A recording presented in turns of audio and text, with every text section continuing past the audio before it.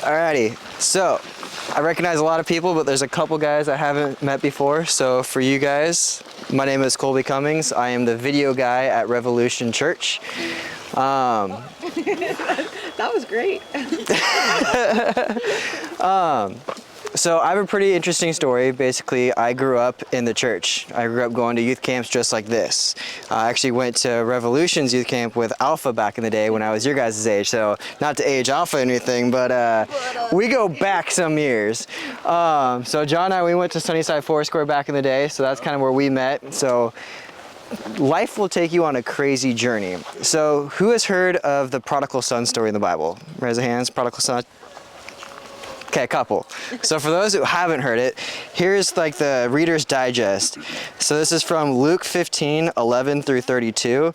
It basically tells the story of a young man who left his family and wanted basically his dad's inheritance and just left and wanted everything and just be on his own.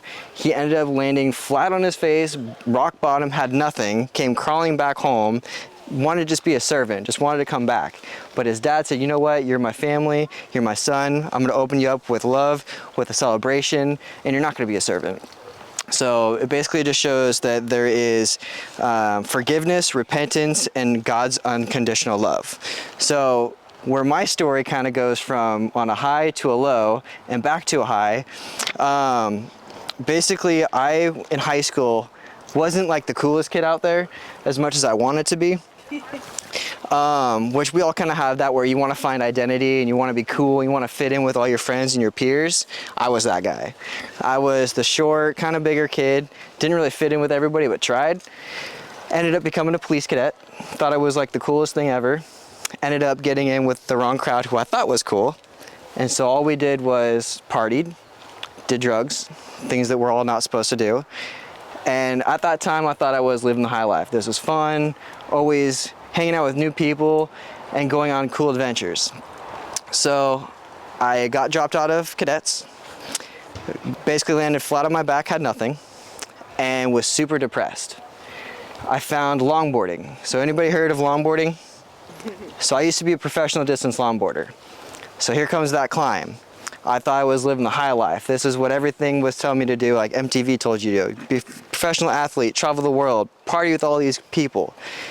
I did that for a couple years, was winning a ton of races, traveling everywhere, never got a sponsorship. Got super depressed, was wanting to give up on life, give up on everything I've been putting up to.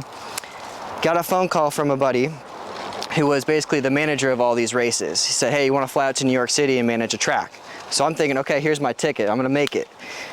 Get to New York, loved it. Had a ton of fun, did a lot of the party stuff and continued doing drugs, but I was making money, I was doing what I loved. So basically what I was doing was I was following the flesh. I wasn't following what the Lord had for me. 3 months later, the track got shut down. So I was climbing that high, then bam, fly back home. So imagine how that would feel to get your ticket, your golden ticket out of your home, leave and do something you'd love just to fall flat back on your face. So that was when I first hit suicide the first time. Basically, I was giving up, I was done. When I got back home, I was still fighting for longboarding, still going to races, still doing my thing, still using drugs very heavily. And all this time was not going to church. I basically left the church right after high school. Still showing up every once in a while, basically whenever my parents wanted me to. So I get another small golden ticket. Had an opportunity to buy the dream skate shop. The skate team that I always wanted to be on was selling. So I had an opportunity to go into Seattle. So I lived up there for 3 weeks, so short run, and had the opportunity, looked at all the numbers, still doing drugs, still not following the Lord. Fell flat back on my face again. So that hit me again with the second time of suicide. So at that point I said, you know what? I've been trying it on my own for how many years now? 5 years now. Sure, I've had fun, but it all led back to flat on my face. So I decided to, instead of ending my life right there, I killed the person I was trying to be, who was not who God wanted me to be. So I decided, you know what? I'm going to dedicate my whole life to the Lord. I'm gonna go do everything that the church wants me to do. I'm gonna be engaged with everything that I can be.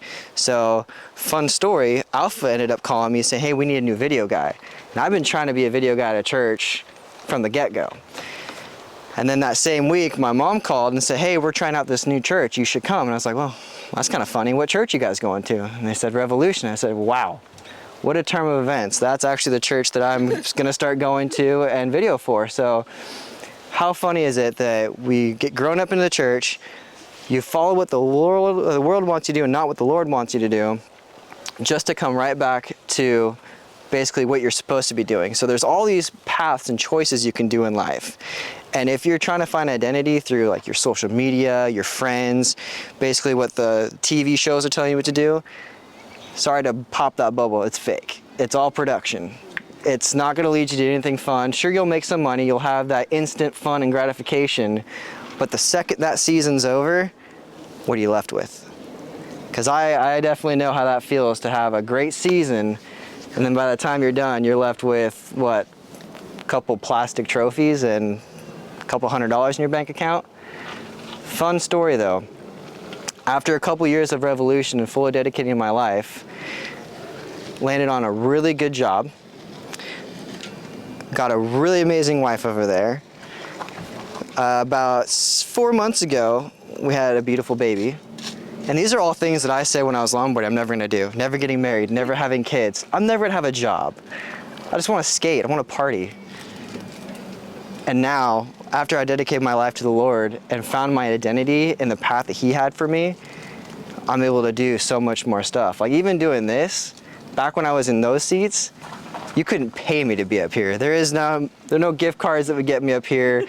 You could give me a car and I'd be like, nope, give it to somebody else. I'm gonna sit right here and have my snacks. But now, this is like my saving boat to you guys of don't fall for the worldly fake stuff. It sounds fun, but it won't get you anywhere. Find a passion. That's a good thing to do. I love my longboarding, but now that's my meditation time with the Lord. I plug in my headphones, I listen to my worship music, I go downtown.